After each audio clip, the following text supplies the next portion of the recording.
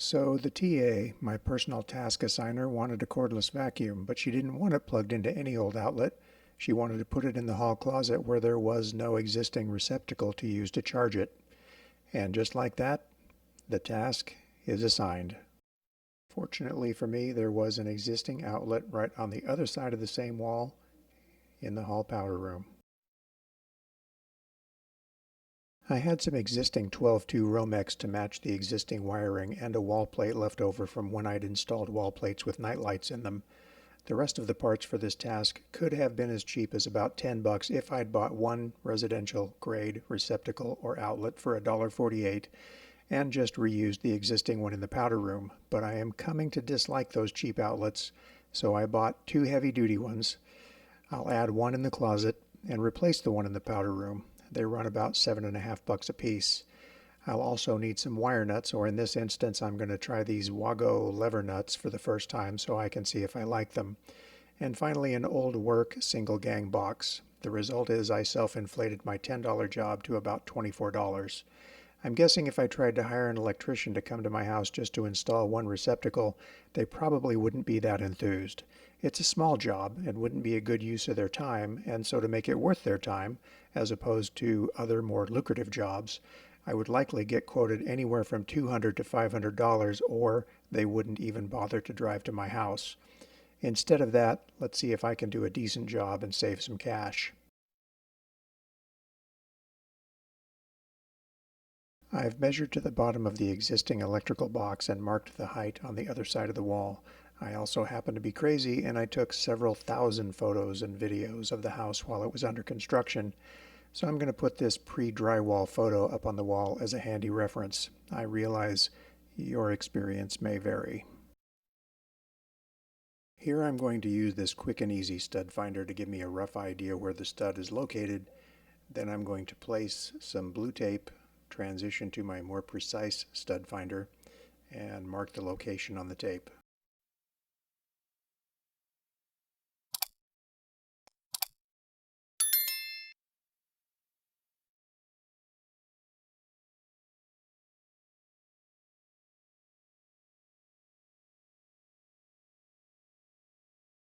I want the new blue box about an inch to the left of the stud and about 2 inches below the bottom of the old box.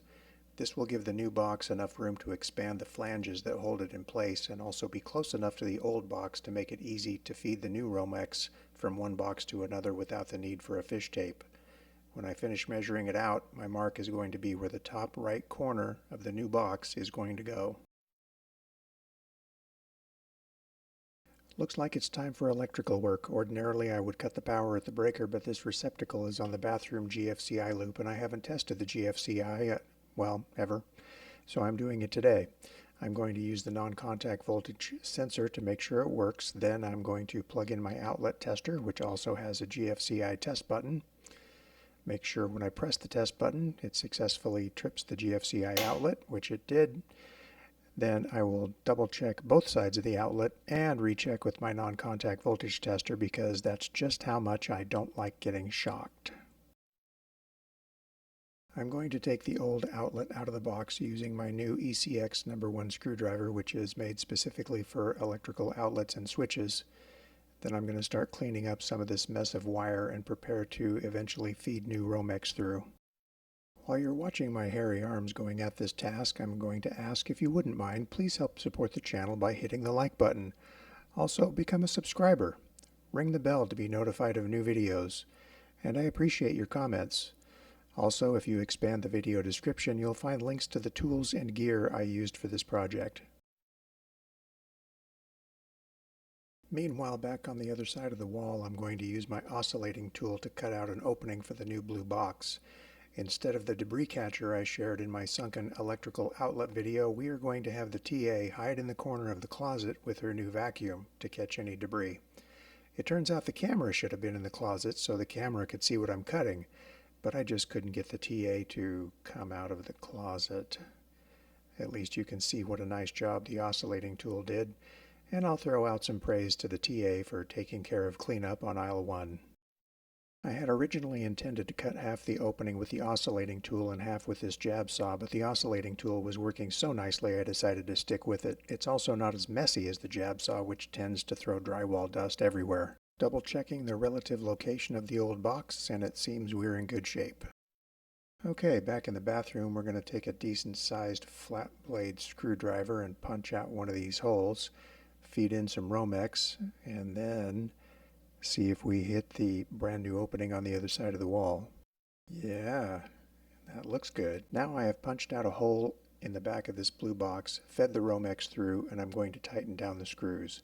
Despite the speed of the video, I'm actually going slowly and carefully so I can sense when to let up on the impact driver.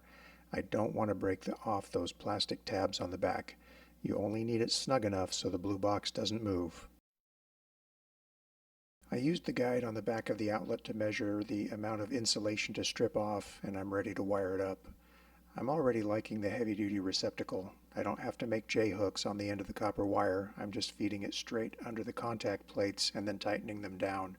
That might just be the price of admission for me right there.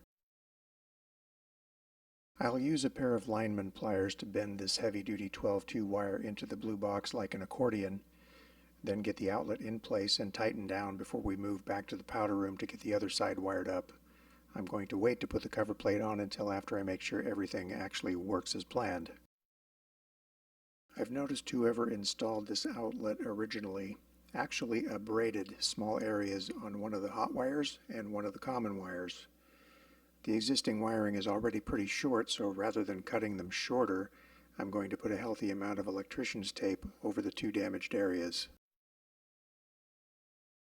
I've created pigtails to go from the existing wiring to the new outlet. They already have a pigtail installed for the ground wire, but I'm going to remove that and feed them both into the WAGO connector because it doesn't seem like a good idea to have a pigtail feeding a WAGO connector, which then results in another pigtail to go to the outlet.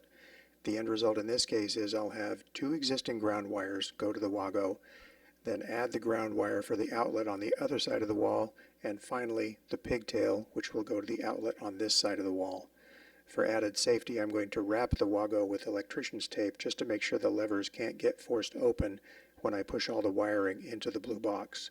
Once that's done, I'll connect the outlet like I did on the other side and get ready to test it.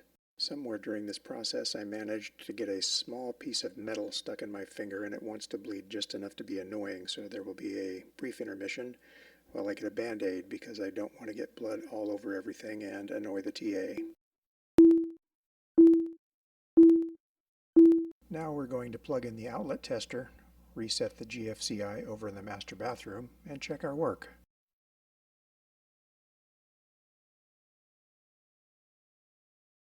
Looks great to me. Let's get it buttoned up and hang the vacuum. I'm going to set my laser level line over the center of the stud to make it easy to mark the mounting holes.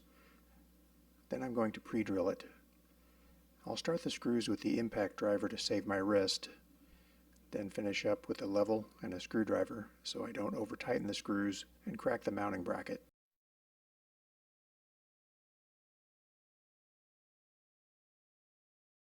So I turned a $10 job into a $24 job, plus a Band-Aid, but I think it worked out well, certainly not the hundreds an electrician would have cost. Looks like the TA is happy, so it's time to clean up in the powder room while she's back in the closet. Hey! Cleaning. I get to call it quits for the day. You know what that means. Thanks for watching.